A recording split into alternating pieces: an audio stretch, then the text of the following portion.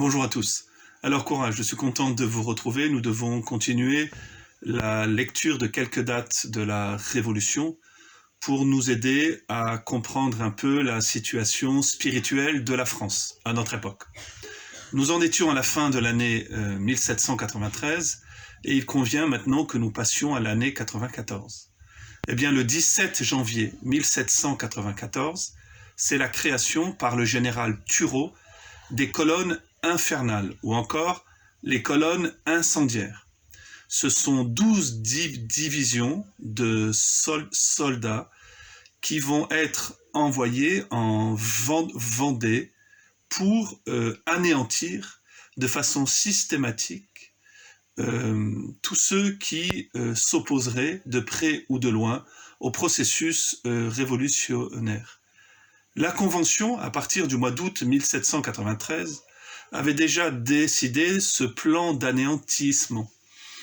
Mais il fallait un zélé, il fallait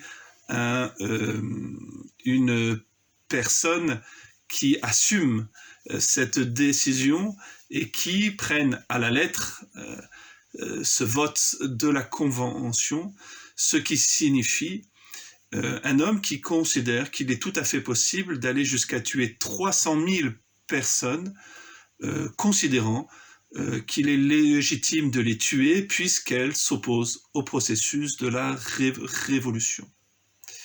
Ces colonnes infernales ont laissé un souvenir terrifiant en France, même si depuis 200 ans, un peu plus, on ne vous en parle pas ou l'on ne nous en parle jamais. C'est une des pages les plus terrifiantes de la Révolution. Il faut savoir que cet homme, le général Turreau,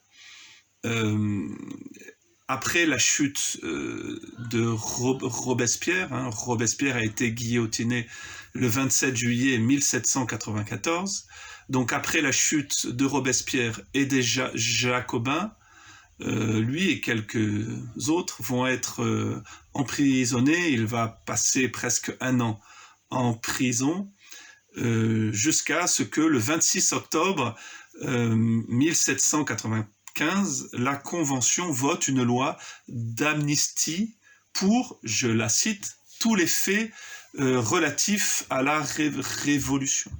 Ce qui signifie qu'une amnistie avait été votée pour tous les assassins, pour tous les criminels, pour tous les crimes de masse qui avaient été connus, qui avaient été perpétrés dans les années 91, 92, 93, 94.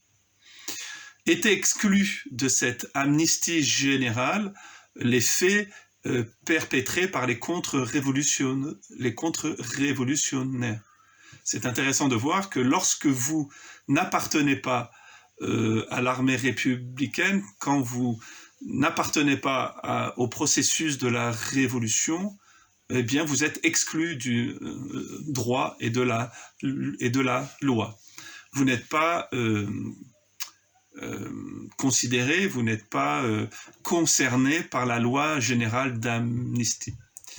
Le plus étonnant, c'est que ce général Turreau va refuser cette amnistie et va demander un procès et un jugement.